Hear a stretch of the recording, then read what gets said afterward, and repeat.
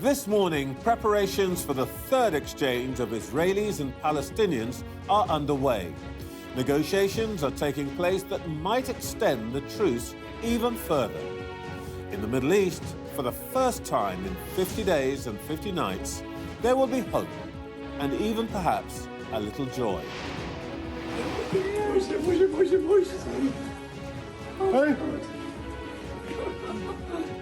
By tonight, 50 Israelis and 150 Palestinians should be home. Though for many, home will now be a place without fathers, mothers, brothers or sisters. On the streets of London, pro-Palestinian marches yesterday, protesters against anti-Semitism today. The cracks are opening in our communities. Net immigration hits a record high. Everybody agrees the numbers need to come down. Nobody yet knows how they'll do it. Chief Secretary to the Treasury, Laura Trott, joins us to talk tax cuts and whether her boss's autumn statement can turn the party's fortunes around. Her shadow, Darren Jones, also joins us. His party says they'll stick with the government's tax cut, leaving them little cash to spend on anything else. Is Labour just too scared to say they'll spend money? And if they won't, then what's a point of difference with the Conservatives? Actress Tracy-Ann Oberman is addressing a march against anti-Semitism later today. She'll tell us what she thinks is behind a rise in hate and what needs to be done to stick up for Jewish people. And the historian Andrew Roberts on why Ridley Scott's big-budget biopic about Napoleon makes him want to fling his popcorn at the screen. And with us throughout the morning, talking ceasefire and much more, three independent-minded insiders. The journalist and broadcaster Daisy McAndrew, the Financial Times Associate Editor Stephen Bush, and the former Conservative Special Advisor Salma Shah.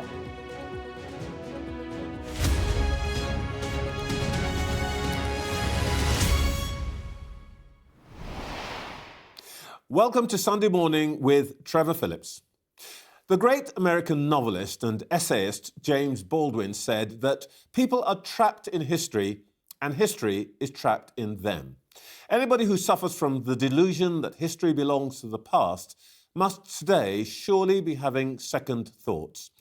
Yesterday, the history of mistrust between Israelis and Palestinians threatened to thwart the deal that freed dozens of hostages and prisoners. Today, the history of anti-Semitism prompts a major demonstration organised by Jewish leaders who fear that what is sometimes called the longest hatred is on the rise again. But of course, as they say in those financial ads, the past is not necessarily a guide to the future. The Tories are hoping so. They're 20 points behind in the polls, a position from which governing parties have rarely recovered. We'll see how they think they might beat the political odds. A little earlier, I spoke to the Chief Secretary to the Treasury, Laura Trott. Laura Trott, what's your reaction to the news from Gaza this morning? Well, obviously, I'm tremendously pleased for each of the individual families who have got hostages back.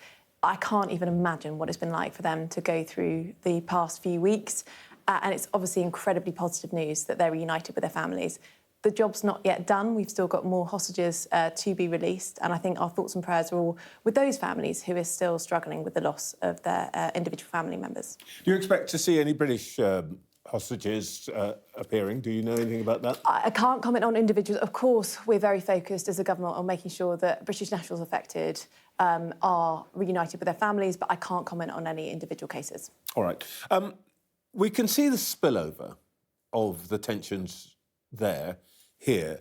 There was another pro-Palestinian demonstration yesterday in London. There's going to be a march against anti-Semitism today. Now, it should be obviously possible for anybody to be part of both those demonstrations. They're not one against the other. But how concerned are you about the growing tensions on our streets? I'm very concerned about people, particularly Jewish people, not feeling safe on the streets. I think it is right that the police take all necessary actions to make sure that people are able to walk about the home city without fear. And the police are obviously operationally independent, but I know this is something that the Prime Minister and Home Secretary have been talking to the police a lot about. Would you, if you took off your ministerial hat for a moment, would you consider being on today's demonstration yourself? I'm in government and I'm focused on being in government. I think it is really important that we recognise the cause of this conflict, which is the terrorist atrocities that Hamas perpetrated on October 7th. I think it's right, as we've gone through this, that we've always emphasised that Israel must act within international law. And it's also right that the Foreign Secretary was out in Gaza and is in Israel this week, making sure that we can get humanitarian aid. Yeah, but that's not what I'm asking you about. If you're in the Jewish community today, one of the things that you, or they tell me, that they feel very strongly is that at this moment, when they feel they need friends, people are absent. And one way of signalling that you are not absent would be to be on a march against anti-Semitism, which one imagines should be non-political. So let me ask you again, would you consider, if you had the time, would you be on that demonstration yourself? Of course I am, and the entire government is against anti-Semitism. You can see that in the way that we have acted. Well, why not show it? I think that a hypothetical on whether I go on a march or not, I'm not going to answer, but I think my direction is very clear. But it's... sorry to pressure on it, but if I were Jewish, I would be asking myself, why is it not possible for a government minister to say that I or one or more of my colleagues would be able to spend half an hour, an hour, showing solidarity with my community? The reason I'm not directly answering your question is because I haven't seen the details of the march. I don't know who's on it. I don't know who's organising it. So for me to say I'd be on it or not is campaign against anti-Semitism. Of course, I want to campaign against anti-Semitism. That is something that I feel is completely part of my political life and my political mission. But I don't want to comment on something that I don't know the details of. All right, I'll get you the details. Let's turn to your actual job. You're now the new Chief Secretary to the Treasury. Your boss, the Chancellor, gave his autumn statement on Wednesday. He did. And in that statement, he relied on the Office for Budget Responsibility's predictions that net migration would fall from over 600,000 last year to less than 250,000 in 4 years. Well, let's look at reality. On Thursday, it was revealed by the ONS that last year's actual number of net migration was nearly 750,000. And this year, it's likely to be pretty much the same again. Let me just first ask you, are those numbers too high? Yes, they are too high. We, as a government, want to bring them down to more sustainable levels. I note that the ONS said that they are trending down. And the Prime Minister took... trending down from 750,000 to just a bit under 700,000. They are, but that's why we took some of the strongest action ever in May to bring down the numbers by reducing the number of dependents that a student can bring over, which is going to come live from January. But let's have a look at the actual graph for the last few years of this. This may seem rather familiar to you. There it goes, trucking along at about 300,000 until we hit... oh, hello, Brexit, 2016, and then woof, off it goes. Now, if this is what let's control our borders looks like, that doesn't seem to me what was promised. There have been some very specific circumstances in the last couple of years. I know, Ukraine. Yeah, absolutely. And I think most people at home would recognise and support what we did, which is to bring over a large number of Ukrainian refugees, as well as people from Hong Kong. Yeah, right? but we didn't bring over 500,000 over that period of time. So that number is going up. Yep. It's trending up. Yes. You're never going to hit the 250,000 that the Chancellor talked about on Wednesday by 2027. So... your numbers are all wrong. No, the other couple of things that I would highlight as a result of those that have caused those numbers to go up have been the increasing number of student dependents. That's why we've taken the action that we have. That will affect 150,000 of that number. And then, in addition, obviously, we need to do more to make sure that British people are taking jobs, and that is a huge push from the autumn statement this week. I want to come back to the effect of that in a second, but let me just so one thing you'll do is to say you can only have one dependent with you if you're a student, Yep. right? That's one thing. The other thing, proposed by, amongst others, one Boris Johnson, is let's discourage employers from recruiting immigrants by making them more expensive. No visas for anyone earning less than £40,000, says Mr Johnson. Do you agree with him? So the government is looking at measures to bring migration down further, and also we will always stop exploitation of the system. But the measures that we've taken so far, we think will have a significant effect. And also, I will point again to the measures that we took in the autumn statement this week, which is increasing the number of British workers that we have to take these jobs. Yeah, but the point I'm just asking is, will you increase the threshold at which a visa can be granted? So the government is looking at a number of options at the moment, but the ones that we have published, and we've already said that we're going to do, which will make a difference, is getting 200,000 more British people into jobs every year. You're not taking Boris Johnson's advice. Is that because the man who's offering this advice introduced a point system that turbocharged the numbers of non-EU migrants from 179,000 in 2021 to 768,000 last year?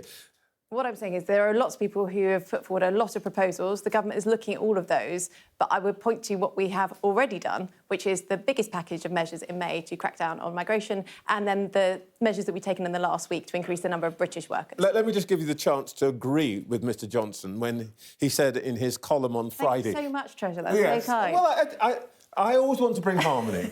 Let me see if you agree with Mr Johnson that change to the point system in 2021 that lifted the numbers from under 200,000 to nearly 800,000 non-EU migrants was a mistake. We have a point system now, which means that we are in control of who comes into this country. So that is why we are saying that the numbers are too high and we're taking steps to bring them down. That is also why we're taking the steps that we have taken on illegal migration to bring those numbers down too. But the 2021 scheme was a mistake, says Johnson. You agree with him? I think having a points-based system which controls who comes into this country is very important, and it gives us the levers to bring the numbers down. All right, well, look, you want to make the migrants more expensive. You want to stop them bringing their dependents in. There is a problem here, isn't there? Without this level of immigration, we'd have no functioning health service. The social care sector would be even more of a disaster zone than it is. I mean, you can say that you're going to do all these things, but there is a cost here. Hospitality would become a wasteland. Are you saying that come what may, even if employers begin to struggle and your promise of growth gets torpedoed because nobody can find anybody to do the work, that you're going to bring down the numbers come what may? I'm not just saying this, Trevor. I'm telling you that we have a plan to make sure that this is the case. That is why, in the autumn statement, we took steps to ensure that people have to work if they can work. That is why we've got a long-term NHS workforce plan, which is investing in the training places that we need for domestic doctors and nurses. And that is why we introduced a £600 million fund to increase the number of social care workers from this country for training them up. We're taking concrete steps. I'm not just sitting here and telling you that we are going to wish the numbers to come down. We are taking concrete steps to make sure that that is the case. I hear all that, but you're not going to get those, whatever it is, 2 million people or thereabouts that you're thinking about back into work immediately. And my point is, you can't have it both ways. You can't say that you want growth and you want growth within the next year or so, and at the same time say you're going to choke off the supply of labour. So what's your choice going to be? But these steps that we've taken in the last week will have a very near-term impact. We're talking about looking at the long-term unemployed and making sure that they get intensive support after 6 months. Okay. That will make a big difference in the near term. And also, the Independent Office for Budgetary Responsibility have said that as a result of the big tax cut that we're giving 27 million workers in the UK, the NICS cut, we will have 92,000 people more in work. That, again, is a concrete step that we are taking to address the issues that I've outlined. All right, let's just ask you one other thing. The Prime Minister says this morning the Rwanda plan is still absolutely central to the government's policies It is. on immigration. Well, you say it is. The Home Secretary yesterday said in an interview that we shouldn't get fixated on the Rwanda policy because it is not, quote, the be-all and end-all. The mission is to stop the boats. Don't fixate on the method. Who is right, Prime Minister or Home Secretary? Well, they're both actually saying the same thing, which is that Rwanda is part of our plan. It's central. One says don't get fixated on it. Trevor, but they're both saying that it is part of the plan. It is not all of the plan. You know, we have successfully, in the last year, brought the numbers of people coming over here illegally down by a third. That is at a time when the numbers coming into Europe are up by 80%. This was not a foregone conclusion. It is because of actions that we have taken on illegal immigration that the numbers have come down, and they will continue to do so because we are going to take steps like Rwanda to make sure that they come down further. All right, I'm putting Chief Secretary and the Home Secretary's column on this one because you seem to be saying don't get too fraught about it. Let me just ask you another. Part of a plan. I think that is what the Prime Minister was saying this morning, and that is what the Home Secretary was saying. Let me just ask you one question about the end of this. We've seen about this area. We've seen the advance of what might be called non-conventional anti-immigration parties in Sweden, France, Italy, Germany. This week in Holland, Mr. Geert Wilders won the election at the expense of conventional centre-right parties like your own. Are you worried about being outflanked by Nigel Farage and Reform? No. One of the reasons that is Reform important... is polling at 10% today. Look, and I'd be very clear that a vote for Reform or any other party which is not Conservative is a vote for Keir Starmer as Prime Minister. But what I would say is one of the reasons it's so important for me to come on shows like yours is for us to communicate as a government what we are doing to stop the boats, which we are absolutely determined to do, and to bring the numbers of migrations down. All right. Now, the Chancellor made a big song and dance about his 2p cut. You don't need to make the case for that. Rightly so. But the rise in pay levels over the past 2 years has taken millions of people into 40% rate bands. So you're giving with one hand and taking away with other. In fact, there'll be a lot of people who actually will end up paying more tax now rather than less. This isn't a tax cut at all. Yes, it is. You're still running a tax bill 37% of GDP. So, a couple of things I would say to that. Firstly, your average worker, their taxes are £1,000 a year less than they were in 2010. We have had to make some difficult decisions to pay back our COVID debts. You know, we spent £400 billion supporting people's livelihoods during COVID. I think that was the right thing to do. We spent £100 billion last year supporting people through the energy crisis, the right thing to do. We've got to pay back our COVID debts. And we've had to take difficult decisions in order to do that. But as a result of those decisions, the economy, inflation is now down, we have turned a corner, and that is why we can take steps to bring the tax burden down. But you're not bringing the tax burden down. Let's have a look at what you're actually doing. Look at this. I mean, you know this graph better than anybody. You're the Chief Secretary to the Treasury. We are now at the highest tax burden since 1948. That's before I was born, and dinosaurs roamed the earth then. I mean, honestly, you are increasing taxes, not cutting them. What we did at the autumn statement this week is the biggest tax-cutting measures since the 1980s. They brought the burden down by 0.7.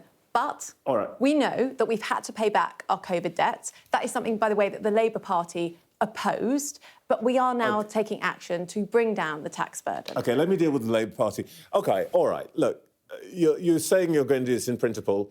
And I noticed that the Chancellor was quite hazy about when the next tax cuts might come.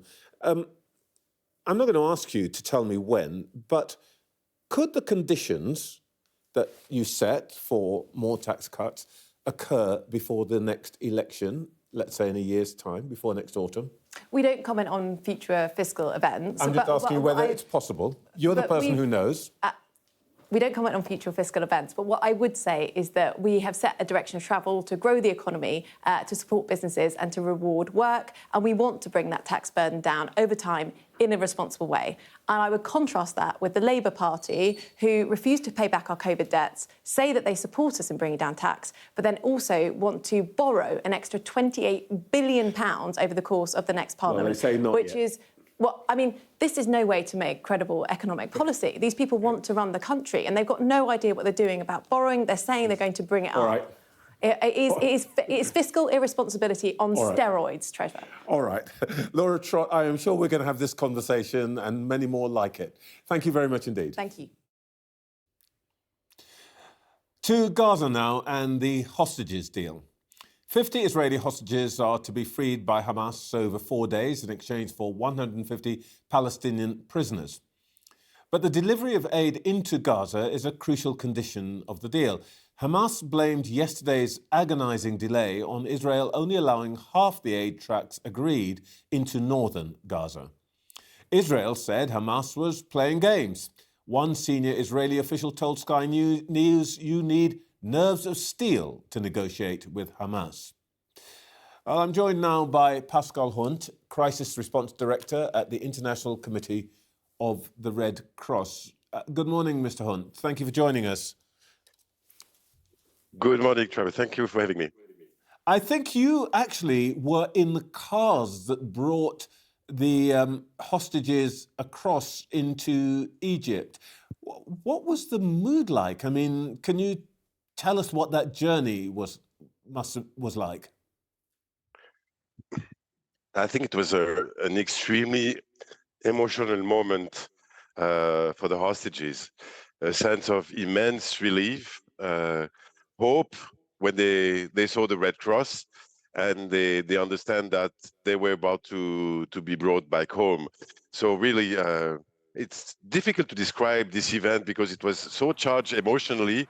You can imagine how was the situation for days, for weeks. Suddenly they see the Red Cross and they understand that soon they will be reunited with their families. So an incredible moment, actually, both yesterday night and during the first liberation. Similar moment. And it must have been extraordinary for you personally to be there with these people. Yes, you know, whenever we see this type of moment when people have been separated from their families for any reason, and now they know that they will meet their family again.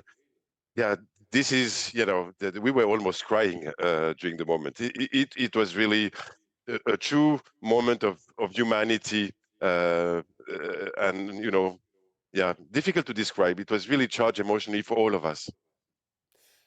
Are you confident that today's exchanges will take place without a hitch? I do hope, but whatever happens, you know, the ICRC stands ready. We have team on standby, and maybe I will have to leave you in 2 minutes because we will go for the third release. But I do really hope that it will happen today. It will happen tomorrow. It is so important, for the hostages on the one hand, for the Palestinian detainees as well to be reunited with their families. And it's also important because this is one of the key elements of the agreement. And definitely the population and the situation is so desperate here that, you know, we need this truce to hold in order to have more trucks and more humanitarian assistance coming into Gaza. So that's why I hope, and I'm not confident, I don't know, we will see, but I really do hope that everything goes without any problem, as we saw during the last two operations. Well, we saw yesterday just how sensitive the whole process is. Can you just briefly talk us through? I mean, what actually happened? What is the process by which this takes place? I'm not sure I have all the details because, you know, the RCRC there is not participating in the negotiation per se. The parties, you know, Israel, Hamas, and Qatar, they are discussing the agreement and the modalities, the details. And very often, my experience says that, you know, the devil is often in the details. So they were discussing, agreeing, negotiating, and then we understood that all conditions were set for us to go and to collect the hostages. So that's why we remain on standby and we were ready to go, you know, either in the afternoon or in the middle of the night. It didn't change that much for us, and whatever happened, we know that, you can have last-minute changes. We're ready to do that. The important is that the process, once decided, goes without any problem. And this is what happened over the last two release operation. I know you have to go in a moment, but just quickly, most of us out here are, I guess, crossing our fingers and hoping that the part of the deal that opens the possibility to further truce will take place. How hopeful are you that these 3 days, if they go well, will lead to further days of the truce and further releases of hostages and prisoners? First of all, yeah, I do hope that any day that can extend the ceasefire, that there is an agreement for that, because it's not only important for the hostages, of course, for the Palestinian detainees, but it is of critical importance for the population here that is living under conditions that I cannot even describe, because I never saw that in my entire career with the Red Cross. So I think this is important, that whatever can be achieved at the political level has then consequences on the ground, with positive consequences for the population. I think this is also part of a trust-building measures, and I cannot make any prediction right now. I just have hope, and we will see. But if today everything goes well, both in terms of assistance being provided in, release of hostages and release of Palestinian detainees, then we'll be ready for the other day and the day and the day after. So it's really a step-by-step approach, and of course we will really hope that this truce can be extended, because this is only for the benefit of the population and the people concerned. Mr. Hunt, thank you so much for your time, and you can be assured that there are, I guess, billions of us out here wishing you good luck today. Thank you very much. Have a nice day. Right, well, there's plenty there for us to get stuck into with our panel.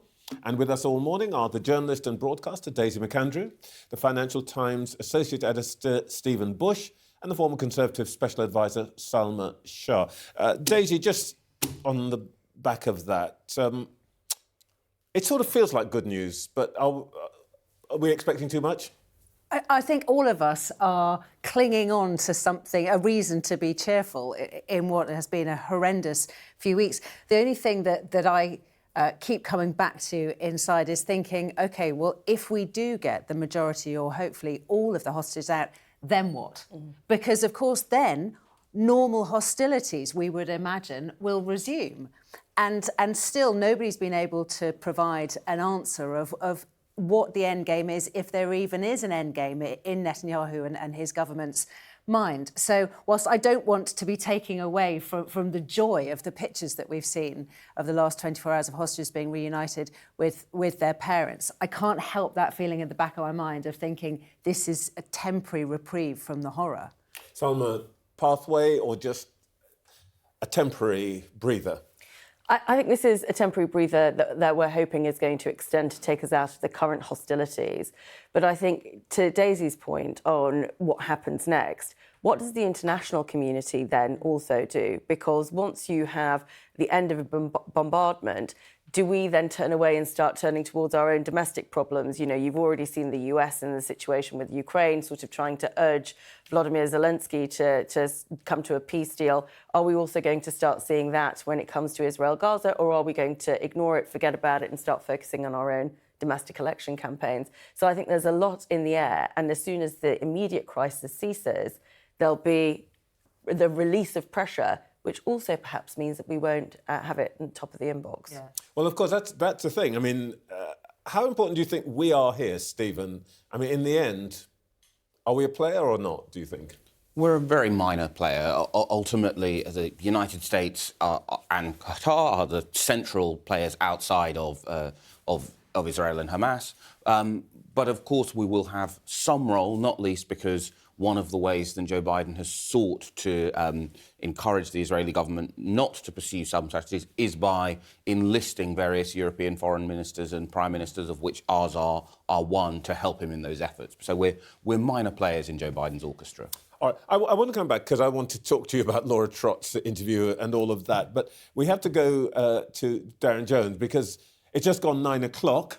You're watching Sunday Morning with Trevor Phillips. In the last hour, the Chief Secretary to the Treasury has told this programme that the autumn statement was the biggest tax-cutting event since the 1980s.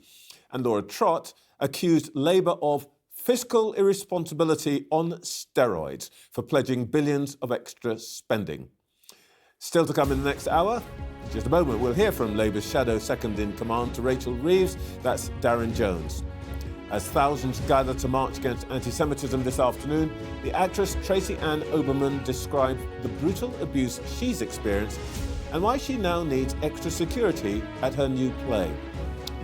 And what's more important in a historical film, accuracy or dialing up the drama? The historian Andrew Roberts gives us his take on the rows surrounding Ridley Scott's new blockbuster about Napoleon. Now, the man who wants Laura Trott's job is Darren Jones, the Shadow Chief Secretary to the Treasury. And he joins me now from what I gather is a rather chilly Bristol, Mr. Jones. It is a bit cold, but good morning. Good morning. You must be glad about what you're hearing this morning from Gaza. Of course, we've all wanted the Israeli hostages to be released to their families. We've all wanted aid to get into Gaza to support innocent civilians who have been caught in the middle of this. And it's welcome progress today. But as you've heard already in great detail, there's still more work to be done. And the UK and our allies should do what they can to ensure that that keeps going in the right direction. All right, let me ask you something that I put to Laura Trott. We saw yet another pro-Palestinian demonstration yesterday in London. There's going to be a march against anti-Semitism today. Are there going to be Labour MPs on that demonstration? And if so, how many? I don't know the answer to that. I'm here in Bristol. I'm not in London. I'm not sure who's going to what. I understand that one of my colleagues from the Shadow Cabinet, Peter Kyle, will be in London today, but I'm afraid I'm not across the detail of the logistics of the march today. Oh, well, that's interesting because I think that the guidance from the Labour leadership was that they shouldn't go on the Saturday demos, but the guidance that you've had is that today's OK. I've not had any guidance from the Labour Party about the demo today or the demo yesterday, in fact. So I'm not sure what it is that you're referring to, but all that I would say is that demonstrations, when they are peaceful, are clearly allowed and permitted in our democracy. Here in Bristol, for example, we've had demonstrations. The Labour leader said some weeks ago that front benches shouldn't be on what were considered controversial demonstrations, and there was no question that he was referring to the pro-Palestinian demonstrations on Saturday. So what I'm really wondering is whether you've had similar guidance about today's march, and frankly, even if you haven't, were you in London, is it a march that you would consider going on yourself? So look, there is no distinction between peaceful marches on either side of the debate on this issue, as there wouldn't be on any other issue. And I know that politicians, whether they've been MPs or other types of politicians, have been on different types of marches. The key thing is that all marches should be peaceful, and when they are, they're entirely proper and should be allowed to happen. The issues that we had earlier on a few weeks ago was that some of these marches were highlighted as concerns from the Met Police. We needed to ensure that they were being done safely and properly. When they're not being done I don't want to go back over that history. There arrests, then that's a different issue. I don't want to go back over that history, but I'm just asking you, and I just wondered if I can get a direct answer to that. If I were Jewish, members of the Jewish community in this country, I might be asking myself, why is it so difficult for a politician to say that there is a march against anti-Semitism? If I had the opportunity, I would be on it. It's a decision for individual politicians. Yeah, I'm asking what your individual decision would be. Sorry, could you just say that again to me? I am asking what your individual decision would be if you had the opportunity to go on this march. Oh, yep. Yes, well, I've just said I've not been on any marches whilst I've been here in Bristol. I'm not in London today. That's not the question I'm asking you. I'm asking you, if you had the opportunity to go on this march, would you go on it? I just told you, Trevor, twice. I've not gone to any marches in the last few weeks, and I don't intend on going any marches in the future weeks because I represent constituents who have different concerns and different opinions about this issue. It's my job to represent all of them. That's why I'm not going on any marches. I've given you that answer now 3 times. Sorry. So if you're saying this to one of your Jewish constituents, you do realise how that would be heard, that actually a simple statement that I will spend half an hour joining in an act of solidarity with Jewish people against anti-Semitism is something that I just can't commit to because, for what reason? Well, that's a slightly different question, Trevor. OK, well, answer that one. What you've just said to me is a... No, sorry. What you've just said to me, Trevor, just forgive me whilst I put this back in my ear. What you've just said to me, Trevor, is a peaceful vigil in solidarity with people about what happened in Israel. Of course I would stand in solidarity with my constituents on that issue. But let me tell you again, there's a difference between going on marches and a difference between talking to my constituents locally. And I talk to all of them, irrespective of what their opinions or their views are. I'm very comfortable about that fact. But I'm just giving you a statement of fact, which is that I've not been on any marches and I don't intend to go on any. That is very different to not representing my constituents. OK, let's talk about your actual... shadow ministerial portfolio. You're responsible for counting the government's pennies. Your boss, Rachel Reeves, says she wouldn't reverse the 2p national insurance cut, won't change the government's plans for 1% growth in spending annually. What would you be doing that the Tories aren't doing other than... you don't need to repeat the non-dom scrapping because... Rachel's told us that several times. What would you be doing that's material, that's different from the Tories? Well, the fact is that the reason this autumn statement won't go anywhere near clearing up the damage of the last 13 years is because the economy and our public services have ended up in a deeply, deeply difficult position. There are deep structural problems in our economy, whether that's on the labour market and skills, whether it's on business investment and growth, whether it's on the productivity of our public services. So any one autumn statement won't be able to turn that around. And so what Labour would be doing, and this is why Keir Starmer talks about our missions and an end to kind of sticking plaster politics, is rolling up our sleeves and doing the hard work on fixing those fundamental problems across the economy. Now, that's not going to be easy, and it will take time to do, not least because if we do win the next election, the fiscal inheritance from the Conservatives makes that very, very difficult. But we've said that all of our policies will be subject to our fiscal rules, and we'll be turning the country around on that basis. All right. The big story this week has been the immigration numbers. 745,000 last year, 670,000 at the first pass. This year, probably going to be much higher than that when we finally see the figures. Are you OK with that, or do you agree with Laura Trott that that's too high? Well, the recent numbers have been exceptionally high compared to normal, and that means that there are issues in the economy, because why would that happen otherwise? So we do want that number to come down, because what it points to is that there are problems in terms of the UK labour market, but also the way in which we run our public services, where we're having to rely on a very, very high number of work visas from workers overseas, especially in our health and social care system. Now, their contribution is very welcome. We wouldn't be able to keep the show on the road without them. But the Tories have to really think about how do you get to a position where you can provide the job opportunities and the training opportunities to people here in the UK first, and ensure that our public services are running efficiently enough so that you don't have to rely on enormous numbers of people in a very inefficient system. Yeah, let me ask you about what you would do rather than what the Tories are doing wrong.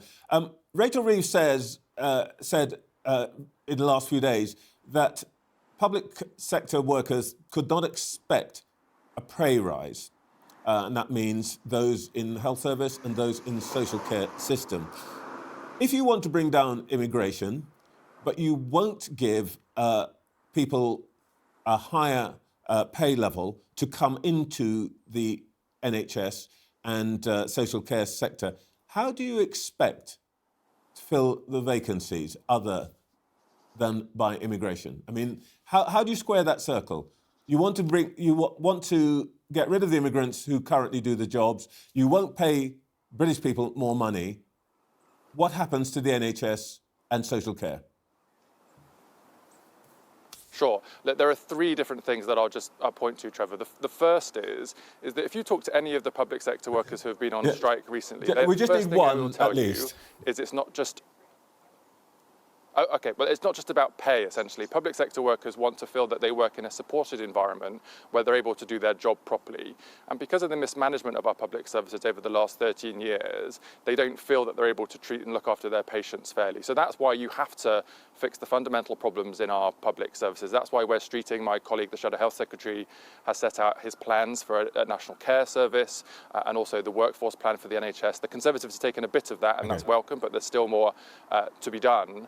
But you've got to get to the root cause of the problem. It's not all just about additional money, and it certainly shouldn't just be about hundreds of thousands of extra workers coming in from overseas. Darren Jones, thank you very much indeed for your time this morning. Right, let's see what everyone here makes of that. Stephen, I'm rarely gobsmacked on this show, but let's deal with the issue of the demonstration today.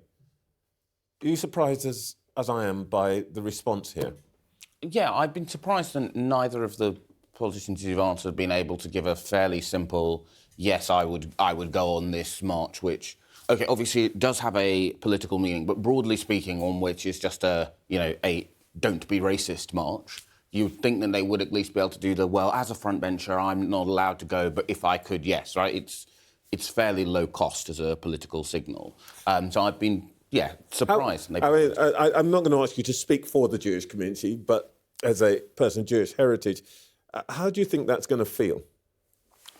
I think, particularly with the Labour Party, because of the relatively recent events under the past leadership, I think for lots of people, they hear equivocal answers on that kind of issue, and they go, oh God, are you going back to those bad old days when, the Equalities Regulator found you were institutional racist, etc., etc. So I think, one of the consequences politically of the kind of events we've seen here in the UK over the last couple of weeks is that I think some people who felt that they were ready to return home to the Labour Party, as it were, in the Jewish community, are once again feeling quite nervous and reluctant to do so.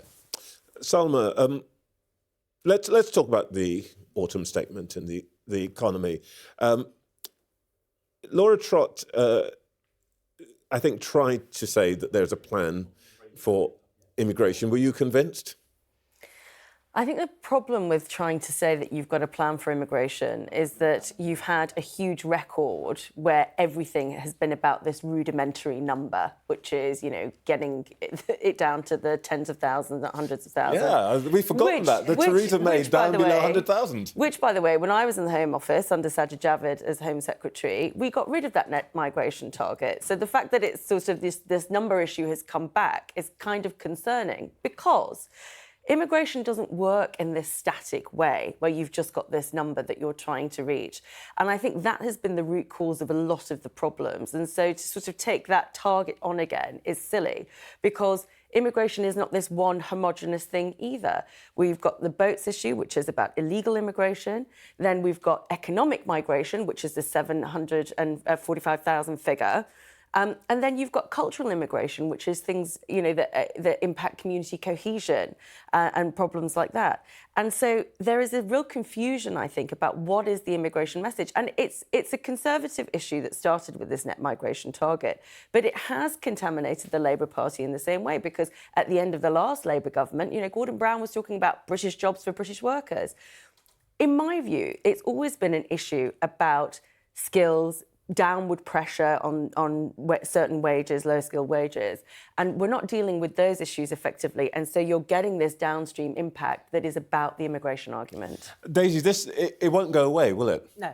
And actually, it's not just a problem within our country. Of course, it's a global problem, as we know. And if you compare, which we never do in this country, but if you compare immigration rates across the Western world, you'll see that actually we're taking fewer than a lot of other countries. And that never gets mentioned. And as Sam so rightly said, it's also about the shape and look of our economy and why we can't fill certain jobs and we feel the need to import those jobs. So it's not just about people coming over here and taking our jobs, which it's always reduced to that very lazy slogan. It's a much bigger problem, but that takes some nuance to dive into, which, of course, most politicians and a lot of journalists can't be bothered to get into the nuance.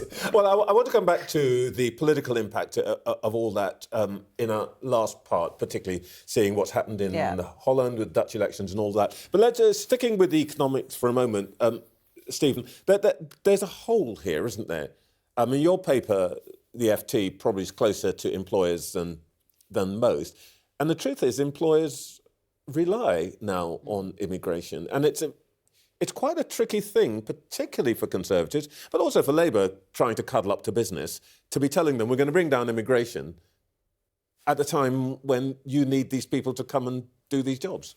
Yeah, it is a particularly difficult dance. And you saw that with, one of the things Darren Jones, I think, struggled with in your interview is, he had a valiant effort to say, actually, it's not just about pay. But broadly speaking, one of the reasons why the number is where it is essentially the United Kingdom has decided, and it wants to be roughly in the middle of the pack as far as the pay offer to doctors, social care workers, which essentially means British doctors move to New Zealand, they decide to move up the value chain, and we deal with that by taking doctors from the Philippines, Nigeria, elsewhere in the world. So the Labour Party, as we saw, was quite nervous to talk about raising taxes, so they clearly don't want to pay doctors and social care workers enough to get those numbers going down.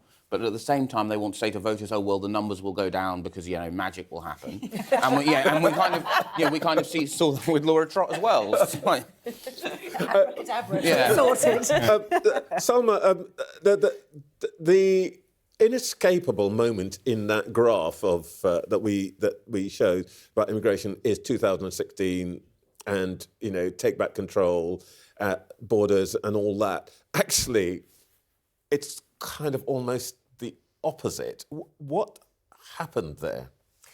Well, I mean, it was the thesis that hasn't borne out. The idea that you would restrict immigration by being able to fundamentally control borders as a consequence of getting rid of freedom of movement was supposed to bring down that arbitrary number that we set ourselves. And clearly that hasn't happened because that's not how the economy works. Now, I think either we're going to have a proper conversation, which is what Stephen's just outlined, which is, if we're going to sort of protect our labour market, how do we value it? Or we're just going to carry on going, well, you know what, actually, we could bring a couple of bits of numbers down here by not letting people bring their families, And the thing that strikes me most of all is that a lot of this was driven by the idea that we want to bring down immigration overall, particularly immigration from, India and other countries. But actually, what's happened is, if anything, the reverse. Exactly the reverse has happened. That we've got more people from Nigeria and India than ever. In the Brexit campaign, in fairness, I will say this: there was a lot that came out of the Vote Leave campaign that said, if we stop immigration from the EU, we can get more immigration from the Commonwealth, and that was something they stated. So I don't. But can I also just say, immigration is a problem for a lot of people. It's a cultural issue, and I don't think we can discount that because that's why we've ended up here. So we need to be able to have a proper conversation about it, but it has to be We will actually be talking about that because it's not just here, as you say, Daisy, it's across the continent particularly. Anyway, talk later. Still to come, historian Andrew Roberts defends proper history from this sort of thing. I found the crown of France in the gutter and placed it atop my own head.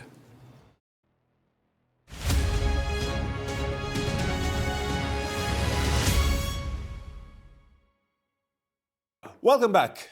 It's a big budget biopic charting the rise of one of Europe's most famous tyrants. Ridley Scott's Napoleon depicts this eponymous hero as a destructive dictator who goes mad. Hubris. It's a well-trodden trope, but is it historically accurate? And does it matter if not? It is, after all, a movie. In a moment, we'll hear from the historian Andrew Roberts, but first, let's take a look at a clip from the movie. I must warn you, I will not lead a second in command. I will win by fire. I am destined for greatness.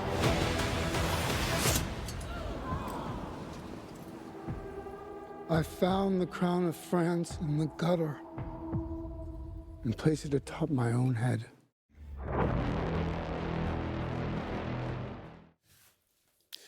Now I'm joined by the historian and author and stickler for historical accuracy, Andrew Roberts. Now, Andrew, you've seen this movie.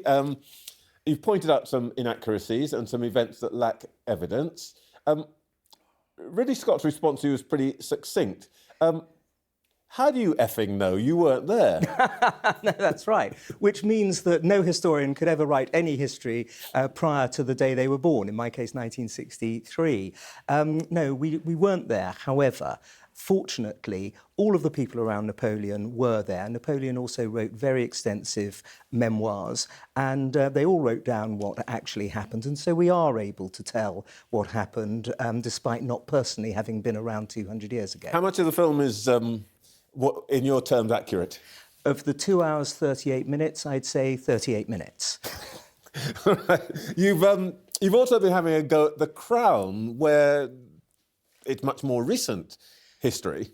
Yeah, well, I mean, these are meant to be entertainments, of course. They're not documentaries. You're not expected to have everything absolutely accurate. But Ridley Scott didn't call his show a generic French 19th century emperor, did he? He actually called it Napoleon. So I think it's right, it's OK for us to say what's accurate. With regard to The Crown, however, that first series, my friend Hugo Vickers found 1,000 factual errors in the course of the first series alone. So really, there is a point at which something becomes not even infotainment, but pure entertainment. And the danger is, I think, Trevor, that in the United States, it's considered to be a documentary. It's almost history. Yeah, but we can't do everything to please Americans. Though American viewers, we love you. But it's not just the issue of history and works of the imagination isn't new. Shakespeare's history was notoriously shonky. I mean, he puts the most famous assassination in history, Julius Caesar, in the wrong place. In Macbeth, it wasn't Macduff who murdered Macbeth, it was Malcolm, wasn't it? Yeah. Nobody's complaining about that. No, but remember what kind of problems he had to face when he was writing, especially his history plays, of course. Queen Elizabeth I was on the throne.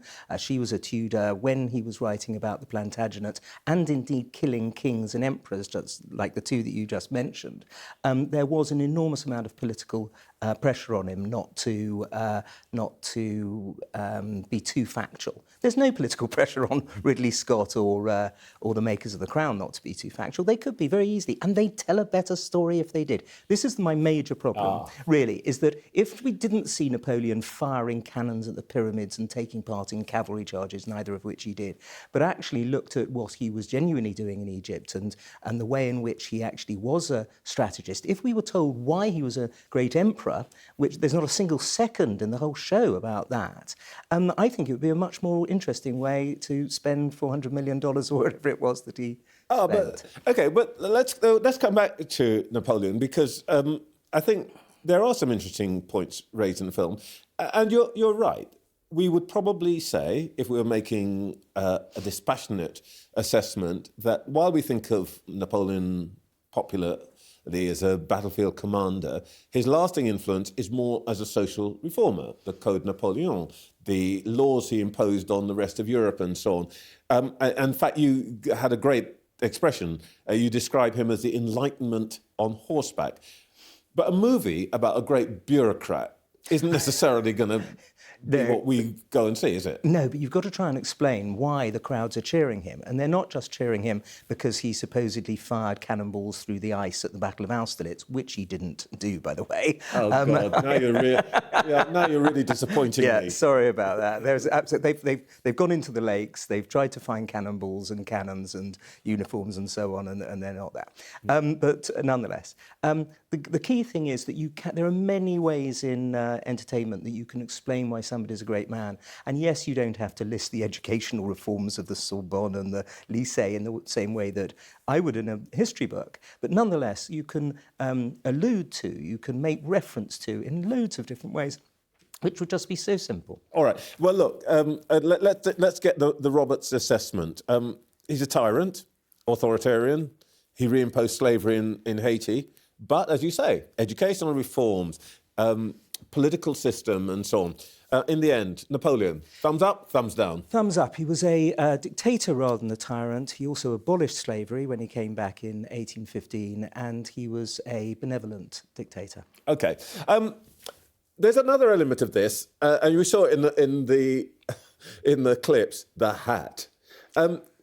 Some people would say that this is the earliest political prop, like Abraham Lincoln's stovepipe hat, Harold Wilson's pipe, Margaret Thatcher's handbag. Was it deliberate? Yes, it was. It had to have been, because lots of other generals of the period didn't wear hats that way round, essentially.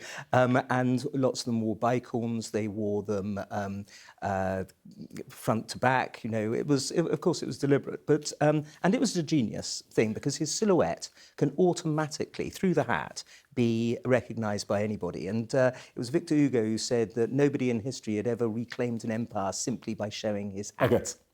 Let me just ask you very quickly one last question. What's the historical evidence for the so-called Napoleon complex, the idea that short leaders are prone to insecurity and they make up for it by being overly aggressive? I'm not asking for myself, I'm asking for a couple of friends with political ambitions. One of them is a 5'7" investment banker, and the other one is a 5'8" human rights lawyer. Average height in this country, 5'10". Yes, and I'm 5'6", and so I also have the same height as Napoleon, by the way. I have a strong view on this. So should I be worried? There's no evidence for the Napoleonic complex when it comes to Napoleon. That's not why he invaded Russia, because of his height, for example. But Hitler was quite small. Maybe he would make something of that. Andrew Roberts, before we get into any more controversial ground, thank you very much indeed for your time this morning. Thank you, Trevor. OK, in just a moment, as Jewish groups say they no longer feel safe in London, we'll hear from the actress Tracy-Ann Oberman, who is addressing a march against anti-Semitism later today.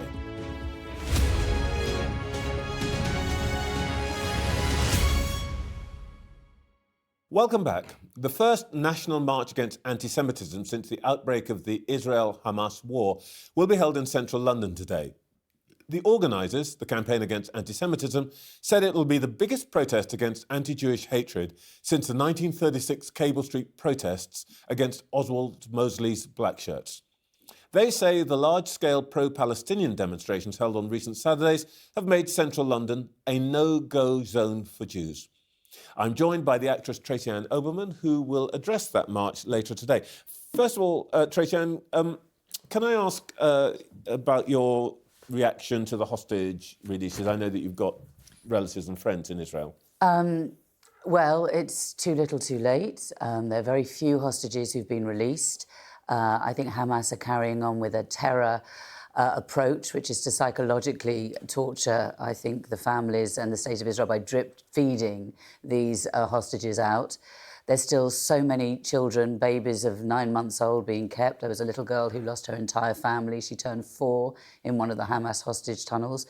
We need to get all those hostages back. And I think that the way that Hamas are using this drip feed of these terrorists out is really even further upsetting as to the attack.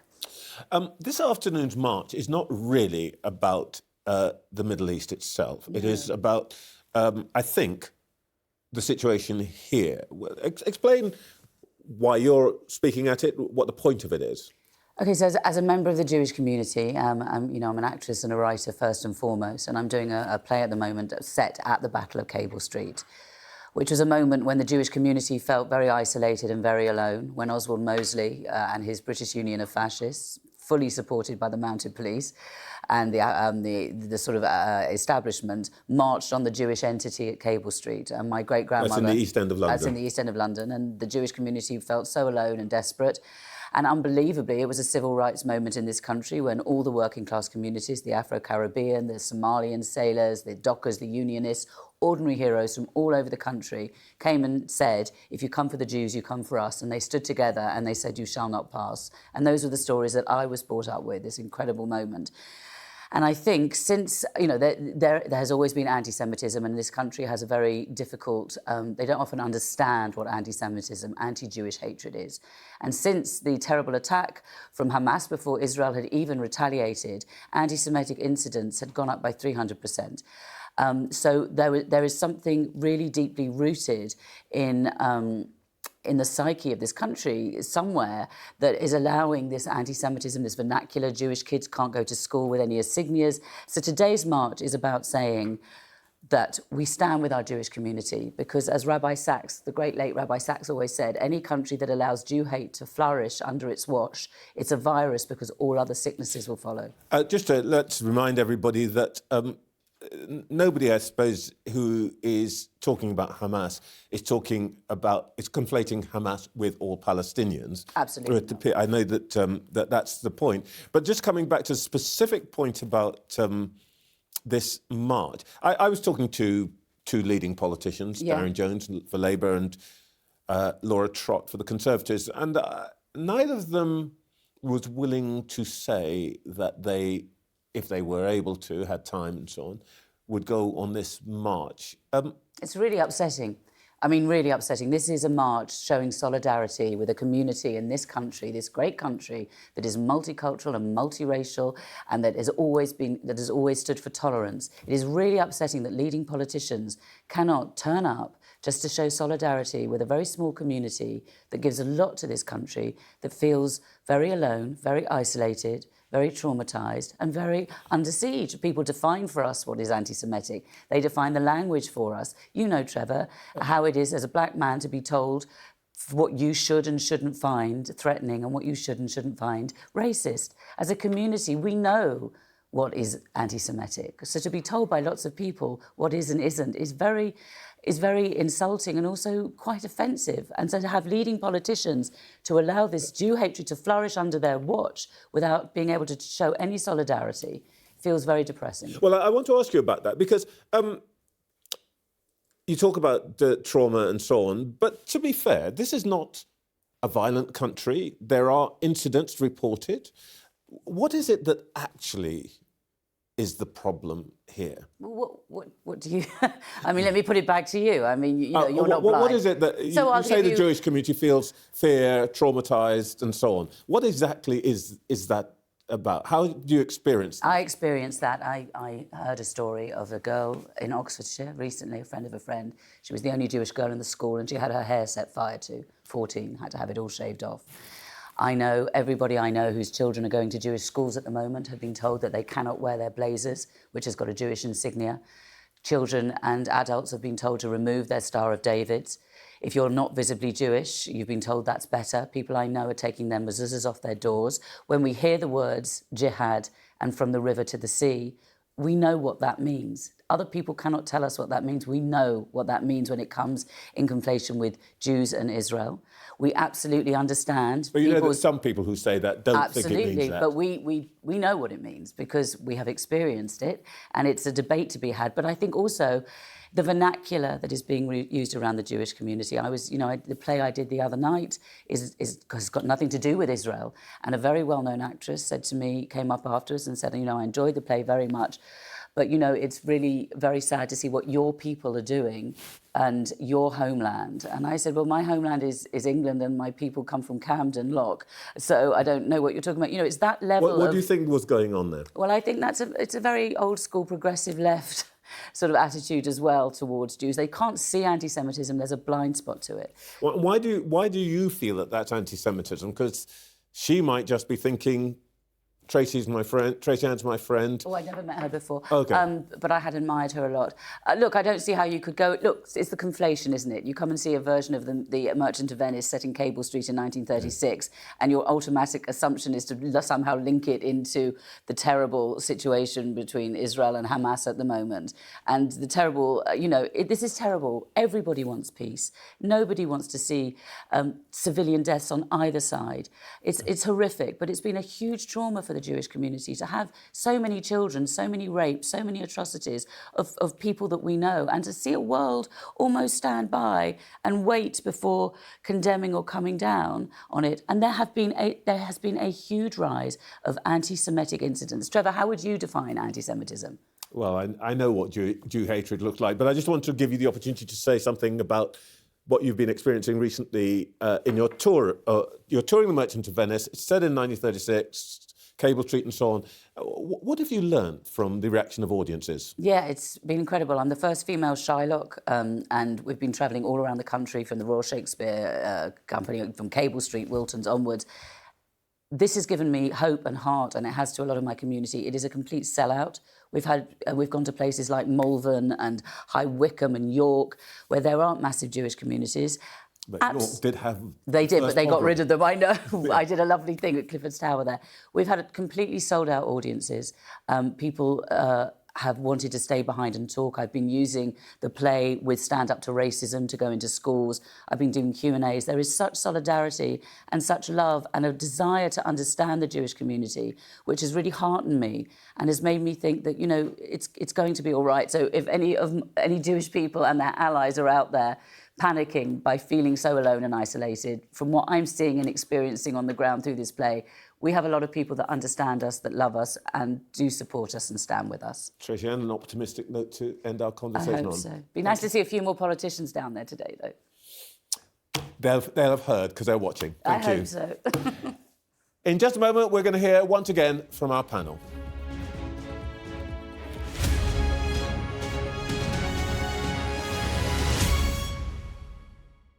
Daisy McAndrew, Stephen Bush and Salma Shah are back with me. And Stephen, let's just get Napoleon out of the way. You haven't seen the movie, but what did you think of Andrew Roberts' J'accuse?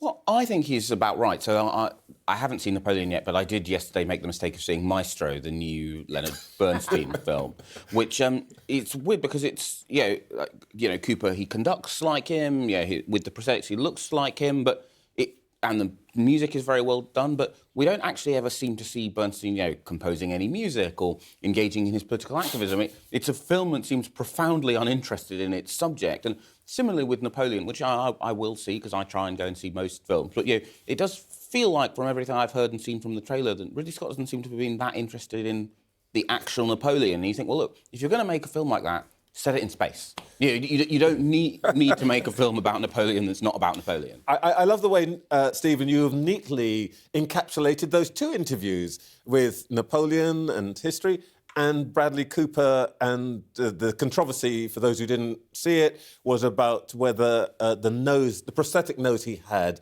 was overly Jewish. But let's just come back to... Let's come back to earth a bit. Salma, what do you think the Tracy-Ann's explanation of what's going on? Could politics deal with this issue better? Absolutely. The one thing that I was really struck by through the course of the morning is that there seems to be some kind of equation with setting yourself out to go on a march about anti-Semitism with your position on Israel and Hamas. It's not political to say we are with you, the British Jewish community, and we don't want you to face this kind of hatred. Whenever there's a terrorist attack, I raised Muslim, whenever there's a terrorist attack, I don't want people to think, God, because she's Muslim, that must be her view and what she thinks. And in the same way, we're saying every Jewish person must be aligned to Israel and all of Israel's actions because they're Jewish.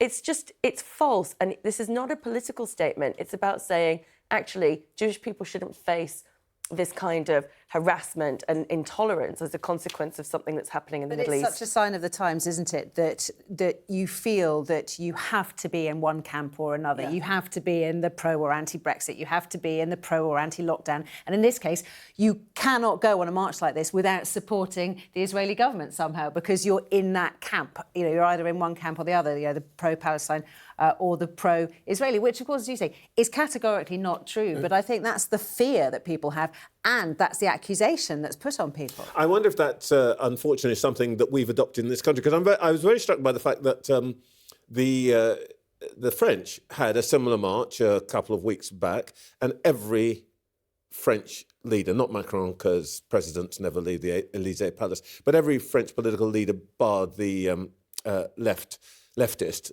Jean-Luc Mélenchon, including Marine Le Pen, was on that march against anti-Semitism. Now that's a very different approach. We seem to be shrinking from it. It's a very different approach.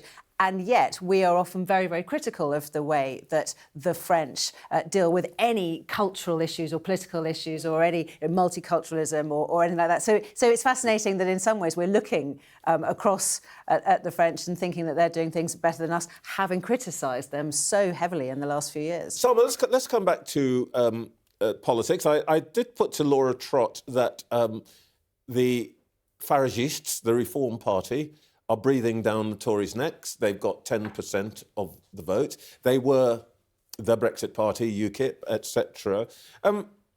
How important do you think that's going to be, given that we're seeing against a background of the success for that kind of party in Holland, and similarly previously in Sweden, Italy, Germany, and Marine Le Pen is leading polls in France?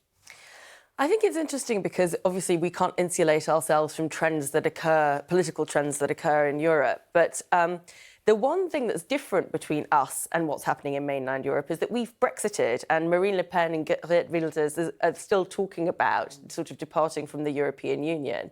So it's funny that we still have this issue in our politics, about identity, essentially, because a lot of what Reform is talking about has been, an identity question. I think it is still problematic in UK politics, but it's not just something that for the Conservative Party, as UKIP was back in the day. I think this is something that will speak to that red wall contingent of seats, and it's something that Labour is also going to have to deal with. To what extent is obviously different. I think it does impact the Conservatives a little bit more. But that trend is continuing, but its impact on us, I think, is going to be slightly different because we don't have the same sort of motivation around Europe anymore. Stephen, will this vote matter? I think, the evidence is that the Reform vote seems to be quite large in polls, and then when it comes to the actual by-elections, like McCavity, it never seems to show up. I think one of the ways that the Vote Leave campaign has been thus far validated is their argument was if people had full control of immigration, then some of the toxicity would drain out of the issue. And yes, there is some divisions on the right of British politics, then gives the Conservative Party some difficulty. But broadly speaking, when you look at the levels of immigration we have, actually most of the United Kingdom seems fairly relaxed about it. To the extent it's difficult for the Labour Party, it's difficult for the same reason they have anxieties about tax and spend, right? Then for them it's not oh dear, what about numbers? It's how can we explain how we're going to get more teachers and doctors without raising taxes and without having immigration be at a certain level. But the history of British politics more broadly suggests we do tend to have these kind of tides of, liberal tide comes in, liberal tide comes out, and I suspect the tide is probably going to come out fairly soon. It feels to me that the Conservative Party has definitely in the last few weeks moved away from trying to keep those voters, has almost given up the battle for those Reform voters.